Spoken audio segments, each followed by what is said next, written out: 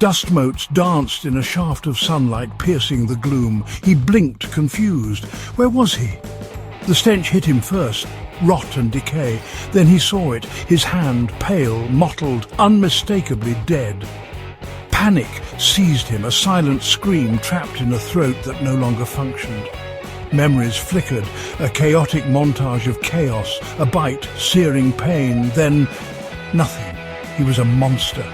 He stumbled to his feet, joints creaking in protest. A low growl rumbled in his chest, a primal hunger gnawing at his insides.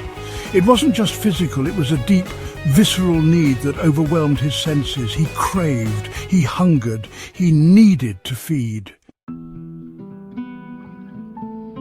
The world outside was a desolate wasteland. Buildings scraped the sky, skeletal remains of a bygone era. Rusting hulks of cars littered the streets like forgotten toys. He remembered a time before, a time of laughter and warmth, but it seemed like a distant dream. Now the world was cold, harsh, unforgiving. He was a monster in a world of monsters, yet a flicker of his humanity remained, a tiny ember refusing to be extinguished. The thought of harming another living being filled him with revulsion. A deep-seated moral compass struggling against the monstrous hunger that consumed him. Days blurred into nights. The hunger gnawed at him, relentless, unforgiving. Images of succulent flesh flashed behind his eyes, the scent of blood making his undead heart pound. He hunted rats, scavenging for anything to satiate the monster within, but it was never enough.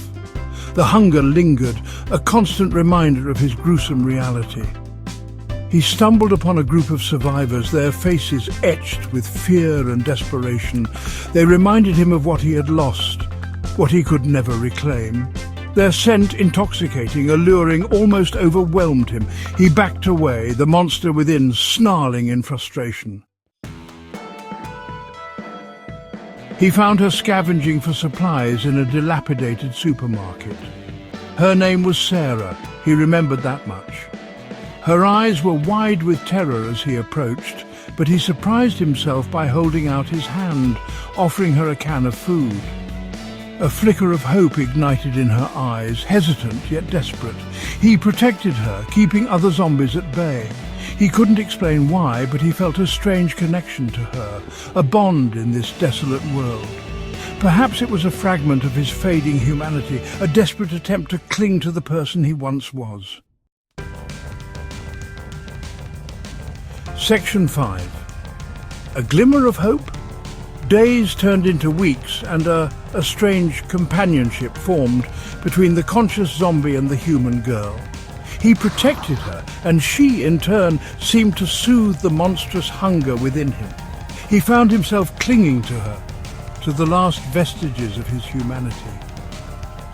He even started to remember snippets of his former life. His name, his family, the warmth of a forgotten son. Hope, a dangerous, flickering thing, started to blossom in his dead heart. Section 6. The Hunt. One day, a pack of feral zombies attacked. He fought them off, protecting Sarah with a ferocity he didn't know he possessed. But the scent of blood, the raw violence, it awoke something primal within him. The hunger returned with a vengeance, amplified, uncontrollable. He watched in horror as his own hand, now stained crimson, reached out towards Sarah. The monster within him, sated by the fight, craved more. His inner struggle reached a fever pitch, the last vestiges of his humanity battling against the insatiable hunger. Section 7. Twisted Morality. He made a choice. He led Sarah to a group of survivors, a haven he knew he could never enter. He watched from afar as she was welcomed into their midst, her eyes searching for him one last time. A part of him, the human part, felt a pang of loss, of sacrifice. But another part, the monster, felt a cold satisfaction. He had found a way to feed, to satiate the hunger without succumbing to his baser instincts. He would be their protector, their guardian, ensuring a steady supply of fresh meat. Section 8. inevitable transformation. He became a monster in the shadows, a shepherd leading the lambs to slaughter. The line between man and monster blurred. He revelled in the hunt, the kill. The guilt, the remorse faded with each victim. He was no longer the conscious zombie, but something far more sinister. He was a predator, cunning and ruthless. He had become the very thing he had sworn to protect Sarah from. And he was hungry, hungrier than ever. Section 9. The Final Feast. He found himself standing at the edge of the survivors' camp, the scent of their fear intoxicating.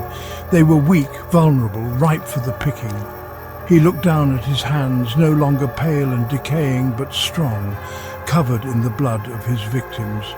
His transformation was complete.